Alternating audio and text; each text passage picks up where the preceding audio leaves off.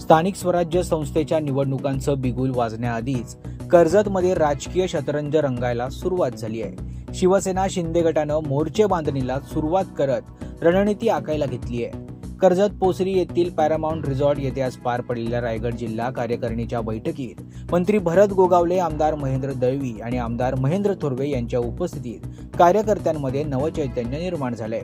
या बैठकीत मंत्री गोगावले यांनी केवळ मार्गदर्शनच केलं नाही तर कार्यकर्त्यांमध्ये जोश भरला।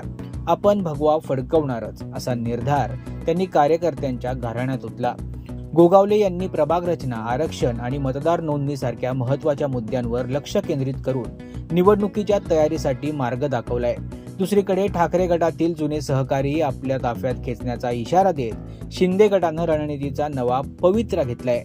या बैठकीत खासदार सुनील तटकरे यांच्या विरुद्धचा रोष आणि पालकमंत्री पदावरून झालेले आरोप प्रत्यारोप यामुळे कर्जत खालापूर मतदारसंघात संघर्ष अधिकच तापू लागलाय। आमदार थोरवे आणि गोगावले यांचा आक्रमक पवित्रा पाहता यंदाच्या निवडणुका म्हणजे फक्त लढाई नव्हे तर प्रतिष्ठेचा प्रश्न ठरणार आहे। शिवसेना शिंदे गटानं स्पष्ट केलंय, युती होणार असेल तर फक्त विश्वासार्ह घटक पक्षांसोबतच, अन्यथा स्वबळावर निवडणूक लढू असा निर्धारच त्यांनी केलाय। जिल्हा परिषद, पंचायत समिती, नगरपालिका, महानगरपालिका यांच्या निवडणुकीच्या संदर्भामधली आजची आमची पक्षाची सभा होती आणि ती कार्यकारिणीची सभा घेऊन आज आम्ही तिन्ही आमदार, आमचे जिल्हा प्रमुख, संपर्क प्रमुख, महिला आघाडी, युवा सेना हे सगळ्यांना मार्गदर्शन होतं की नेमकं आपल्याला पुढची रणनीती काय आहे।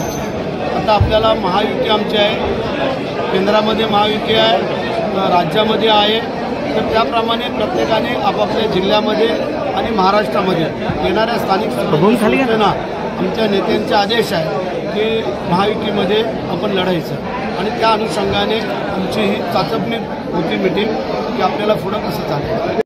एकंदरीत रायगडच्या राजकारणात सध्या वाऱ्याची दिशा बदलतीये, रणभेरी वाजली आहे, तयारी सुरू आहे। आता भगवा कोणाच्या बळावर फडकतो हे लवकरच स्पष्ट होईल।